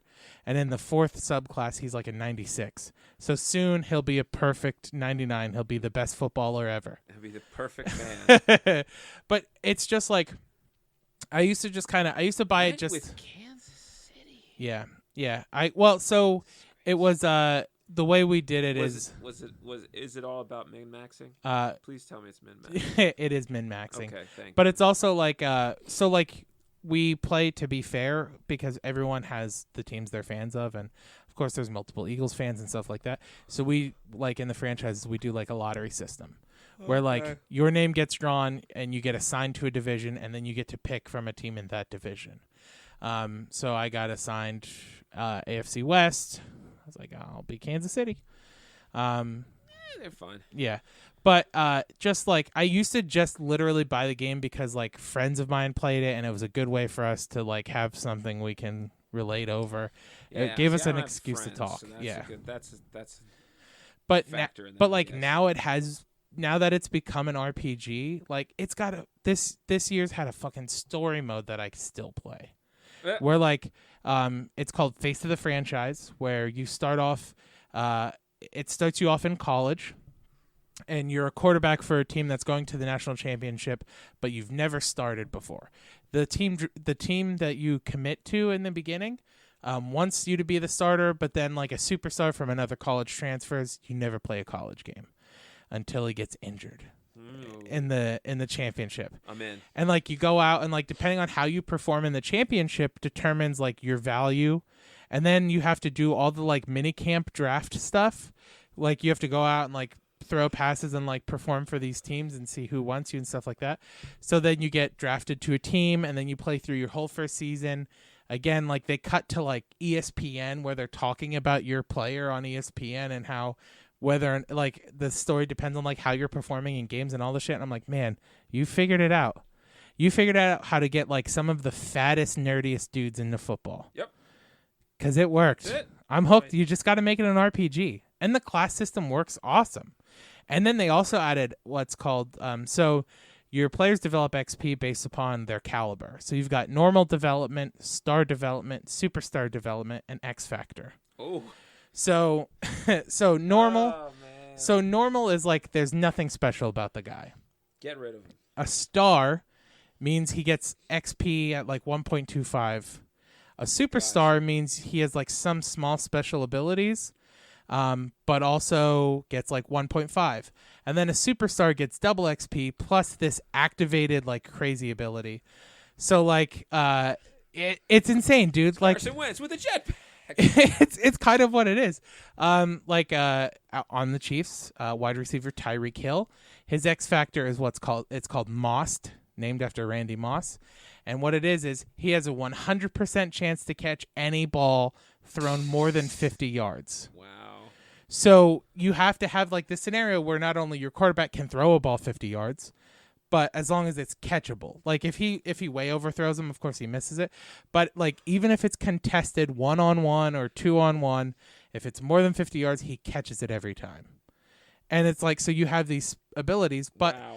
But to activate the ability, you have to do something beforehand. So to activate Most, he has to catch 2 30-yard or more passes. And once that happens, it activates their special ability. And then if you don't meet a certain criteria, the special ability goes away. Wow. So like if I don't throw to him for more than 3 plays in a row, he loses his X factor. They've fully made it an RPG. It's insane. And, like, it makes me mad that, like, all of these jock assholes are, like, loving it. I'm like, yeah, you just play Final Fantasy, dickhead. Like, you don't gotta... No, that's... I mean, yeah, just make everything an RPG. It is. Everything just needs to be an RPG. It's just human nature. If they added, like, RPG stats to, like, watching Netflix, that would end the world. If you could earn XP, if you could nobody earn would XP, people would. I was like, I platinumed The Witcher and I platinumed Stranger Things last night. Mm-hmm. I got a Netflix score. Human nature just 63,000. It's just in you, like as a person. There's somewhere evolutionary along the lines we like upgrading things. I think it's because it comes from like the animal brain wanting like not animal but like caveman like building things. It's like when we added we don't rock build to a stick. Yeah, we don't build things anymore. So we play all these like idle games on our cell phone where like you earn this much money and then you upgrade this thing to earn more money and then you upgrade that thing and buy this. It's like click on all these things to harvest. People don't play Farm Bill anymore. No. I'm so old. Internet. No, but they play like there's one that I have on my phone called Chickens where it's just an idle chicken farm. Cookie Collector is another popular one. Nope. Idle Gym Tycoon. They're it's like the most popular game genre right now. Why? There's a game it's crazy. where they click on shit. Yeah. What is that shit? Not only is it a game. Not only is it a game where you click on shit. It's a game. Games. It's a game where you have to close it out for a while to optimize your earning shit. Like it's a game you're supposed to just not play. Yeah. You're just supposed to like close out of it, let it run for 9 hours, and then come back and get all your money. Why? And then close it again. They've figured out how to rework our brains. But that reminds me of another thing I want to talk about before we end. Have you, another weird trend in gaming, have you played any of the auto chess games that are like super popular right now? Sorry, bit over. I don't know. I don't know if it's getting older. I haven't heard shit about auto chess. It's definitely, ever since it came out, I haven't heard dick. So funny. We talked about Dota earlier. It started as a Dota 2 mod. Yes. Which then Dota came out and made their own version of it called Underlords. Yes. Which is on mobile. So if you want to give it a shot, it's pretty easy. It's accessible. Nope. But it is. I don't understand it. I tried for like an hour the other day to play it. I was like, I can't wrap my mind around this game. I can't figure it out. I don't know what I'm doing. I don't understand why this card beats that card. None of it makes sense. And it all happens so fast. I can't tell which guys are mine and which guys aren't mine. And I feel old, Ty. Oh, man. Welcome. You feel old. It's like Fortnite. Fortnite's the same way. Yeah, Dude, my students, students don't like Fortnite. One of my I don't students think it's a good game. One of my students has a Fortnite channel, and I watch him play and I'm like, I don't understand how you're doing all of this. He tells me when he puts a new video up and I watch it cuz I'm a good person. And then I'm just like, what is happening? What happened to just shooting a gun? I know. Kids these days. They build the towers, and I don't get the towers. And it's just like the only reason those towers exist is because there was a weird leftover mechanic from the original game that no one ever played. Yeah. But yeah, I liked Apex Legends when that came did too. out. But it was just shooting. I know. With fun, especially it was Fortnite with Overwatch characters. Yeah. And I'm fine with that. 100% fine with that. Yeah. But and I enjoyed that. Yeah. I mean, I fell off it. Same. Everyone did. Yeah. But it is just, I'm just like, I'm glad it's doing these... well. I'm glad they keep going. They have more characters. But auto chess is literally, I don't understand what's fun about it. You have 20 seconds to lay your army out, and then it starts, and you just watch them fight each other, and then the fight's over, and then you go, okay, I lost, and then you go, round 2 starts in 20 seconds. How do I want to change my army? And you're like, I don't fucking know, because I don't know why I lost last time. Yeah. But time's up. Lose another one. And it's just like, what the fuck is happening? That was the same with Hearthstone with me. See, I tried to play I love Magic. Hearthstone is just easy Magic. It's Magic you don't have to think for almost at all. Yeah, I just kept facing people that just knew exactly what they were doing. And just it'd be 4 rounds and I'd be dead. I'm like, I guess that was fun. That was fun. Yeah. I don't know. I don't know. Just to get soapboxy. There's also a game on Switch that I've been playing called Slay the Spire. Have you seen that at all? Nope. I really loved it. So it's exactly what it sounds like. You start on level 1. No, you start in it's like what's that Bruce Lee movie where he fights all the different kung fu masters until he hits the guy at the end. And Wilt Chamberlain is in it, Chuck Norris, and he's just but it's that style. It's like you've got a map and you're moving room to room, up and up until you get to the boss, and then you defeat the boss, and then you start over again on the second level. Okay. And you move up and then to the third level. And it's got a lot of really fun mechanics in it. It's a card game. So you draw a hand of 5 and you can play moves from your hand. And at the end of every round, you discard the cards that are left in your hand, draw a new 5 at the beginning of every round.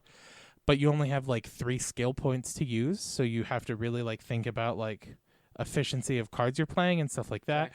And it forces you to think about the cards in your deck. And then it's got a relic system that's really cool where as you defeat bosses, you get relics from them, which give you different perks. There are some relics where you get an extra power point, which is essentially mana. Or there are perks where you get you don't discard. There are relics where you don't discard your hand at the end of a turn. You just draw up to 5. Okay. Different stuff like that. So it's really, really satisfying to try to work your way through this system. Gotcha. But I have yet with a single character to get past level 4. I can't do it because you do lose everything and start over again. And did anything carry over? Nope. Oh, okay. Well, yeah, because you level up that character. So there are 3 different characters you play as.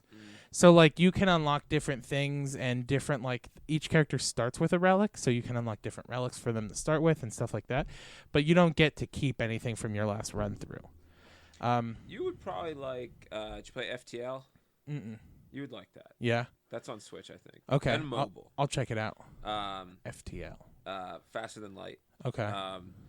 Kind of Battlestar Galactica. You know, Yeah. Battlestar Galactica. Mm-hmm. Yeah. Kind of has that feel.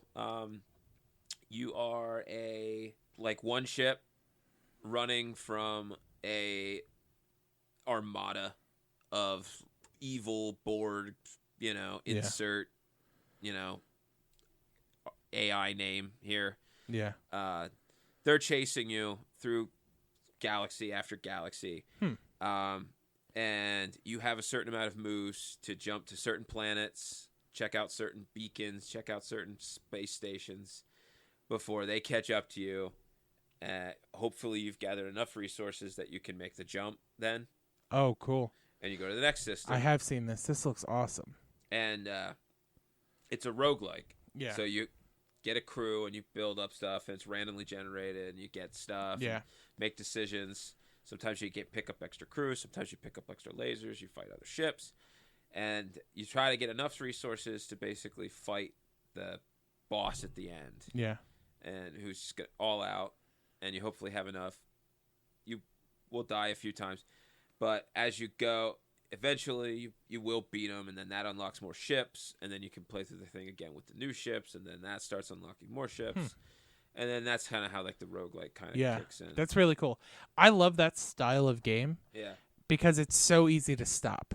Yeah. Like with other games I'm always trying was their second one. Yeah. That's very good too. Okay. I've heard of that one too. Into the Breach is good. I have that on Switch. Yeah. But yeah, I just love that style of game because it's so easy to put down. It tells you when it's time to stop. And it doesn't have to be much. It just doesn't have to be. They didn't put a ton of graphics into it. It's 2D sprite work, and it's all it needed to be. The artwork for Slay the Spire, I really like. It's very cool. The monsters in it are really neat. I like a lot of the stuff about it. My only and it's an indie game, and I understand that. I wish the attacks were animated. There's like animation for a lot of enemy stuff, but there's no animations for your character, and I feel like it should be the other way around, if anything. Oh yeah. Like that's a weird thing to me, but they can add. Yeah, but I mean, overall, I just really like the game, and it's one of those like I will play this game forever until I don't have a Switch. Like I will just absolutely play this game. But let's see, is there anything else? We talked about our games of the year. We did. Speedrunning was the last question we got from Lennon Free, who will be a listener to this as well. Okay. He used to be on my YouTube channel. You've seriously never played this. It was our channel. I should say mine. I'm a dick. Ouch. But he wanted to know if we would ever speedrun a game, what game would it be? Which they're mostly like older games that end up getting speedrun treatment. Yeah, I mean, you have to have a game that has I mean, you can speedrun games, but I feel like the speedrunning genre is really the best on a game that has where you can get it down to like under 10 minutes. Yeah. I feel like speedrunning's interesting, but some games why? Yeah, it needs that. Like, it has to be exploitable to be like true speedrunning. Like, there are. So the reason he asked this question is because AGDQ is happening this weekend in Maryland. Lennon goes every year. He does a lot of streaming, both as a player and as a commentator for it. But he has like at points in history had like the world record for like Star Fox. Okay. And stuff like that. Yeah. Like, see that. Now, that's a game, and I guess there's different like and there's criteria that, there's any percent. Yeah. So there's like any percent just finishing. Then there's like 100%. You know, now, see, like all that stuff. Like those are intense. Yeah, I like those. Just seem to be too long. Yeah. Like I feel like at that point there's too much variable. Like I feel like if you played that like 100 times, you would get like wildly varying times. Oh yeah, for sure. But I love the like. I like the ones that like they're shaving off seconds. Yeah, and like, you got a game break, and like you're Yeah. like you said, like you're literally doing it because this saves you like a quarter of a second Yeah, exactly. in your finish like time. That, like you're not trying to save that quarter of a second when you're playing like a game that's going to take you like 6 hours to 100%.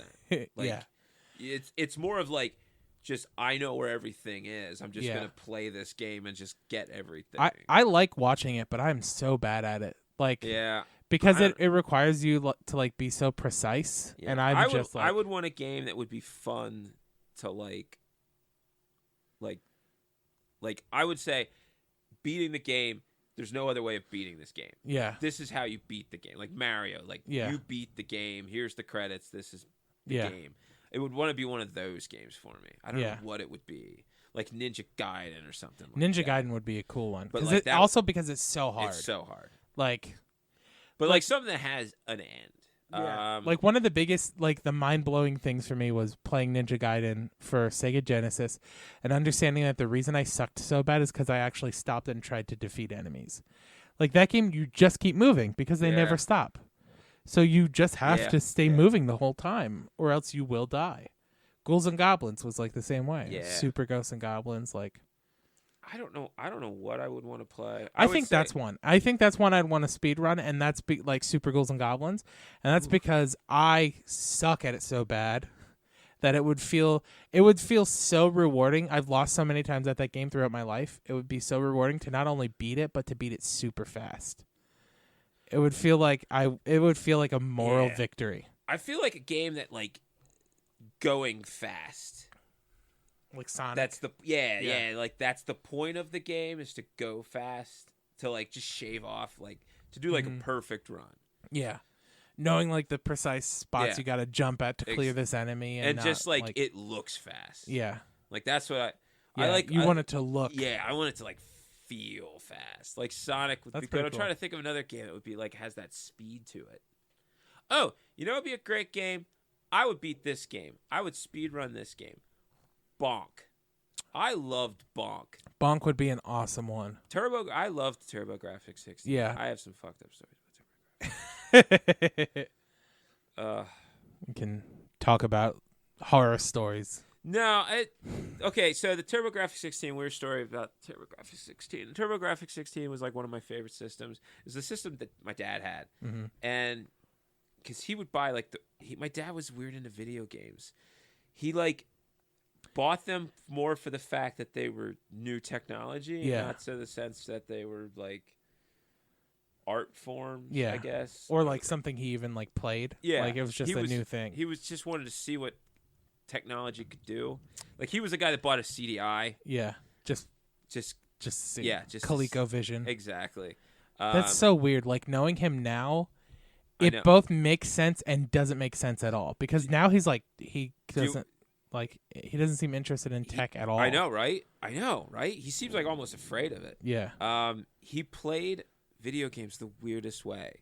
He used a controller like a keyboard, like he was playing. Do you know that that's a style now? Is it? It's called claw. Claw. That is how kids build so quickly on Fortnite. Really? It's called claw style. So you hold the controller like this, where like your pinky and thumb are L2 and R2 and L1 and R1, and then these fingers come down and hit all the buttons, and then you use your thumbs on the joysticks. Oh my god, that must hurt. Yeah, that's how they're so good at Fortnite. So your dad was just like 30 years ahead of the curve. Yeah, but here's the thing. I mean, we were playing controllers without shoulder buttons though. Yeah. So it was just. But still, it was. But this is him playing his piano. That's why he played it like this. Yeah. But TurboGrafx 16 was like the one system that like we played the hell out of. We played, and we just like had whatever games we had. So we played the golf game and the baseball game, but Bonk was like the single player game. It was the game that like I could play. Yeah. Played the hell out of Bonk. Loved Bonk. I bet I could speedrun Bonk. Yeah. That would be the game I would want to play. That's awesome. That's such like a deep pull too. I know. I love Bonk. I think Bonk 2 is better. Yeah. Bonk 2. It's an underrated it's a really underrated platformer. It gets going. The boss fights are fun. It's like very colorful, very upbeat. It's got a power up system. Yeah. There's like the haunch of meat on the bone. He eats that, and then he turns into like dark bonk. Yeah. And he's got like scar over his eye. And then if he eats another one, he turns into like just like demon bonk or like he gets all like caveman looking. Huh. And fire goes around him, and he jumps and can do flips and stuff. Had a weird like and it was weird because the controller for the original controller for the TurboGrafx 16 or the PC Master System was it had a switch to toggle turbo, and which is a novelty thing when you see it on like most like that would be like the controller you gave to player 2. Yeah, that's the Mad Cats. I got the Mad Cats. I got the turbo. Well, their controller came with it, so weird. They built game mechanics around it.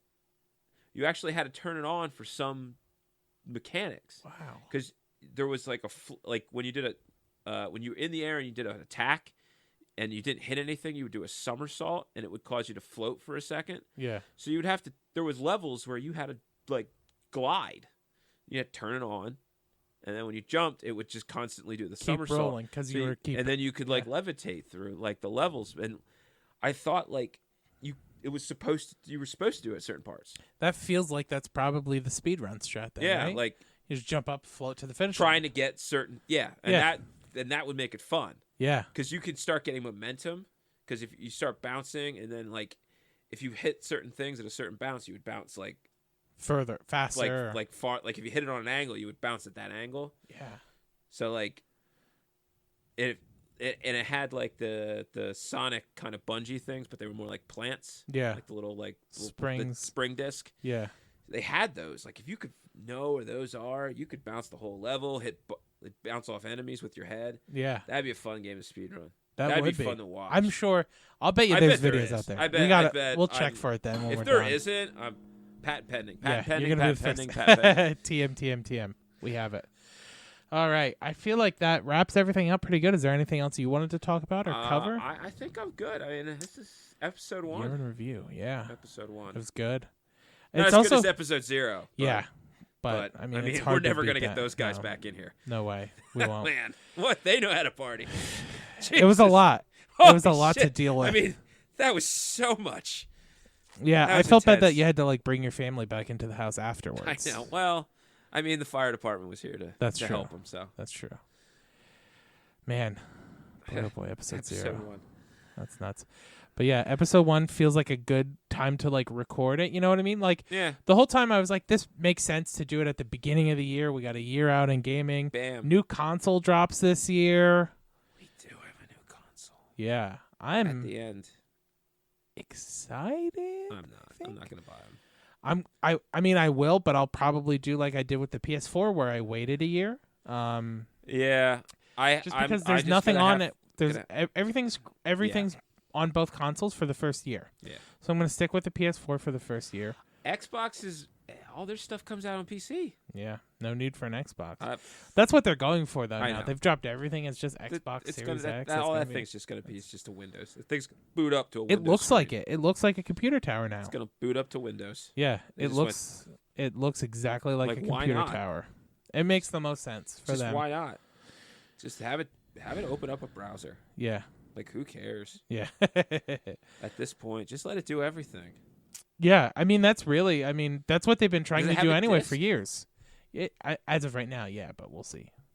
Okay. But, I mean, that's kind of what they've been trying to do for years, right? With the Kinect and having to be always on originally and all that stuff. Like, they're trying to be a home entertainment box.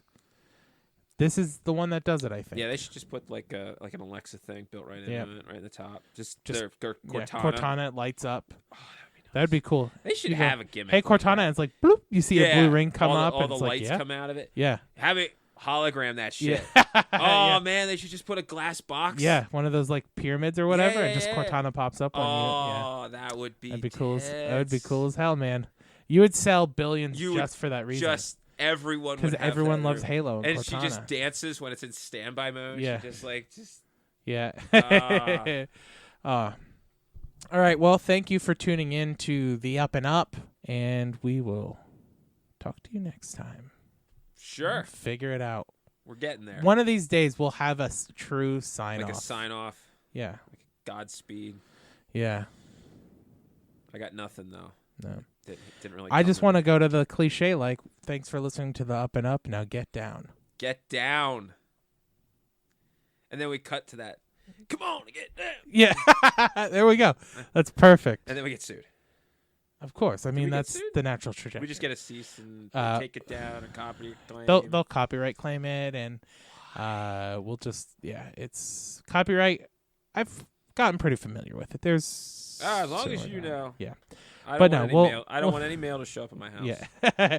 Don't worry. It'll all come to me. Okay. All right, second attempt. Yeah. Thank you for listening to the Up and Up. Get down.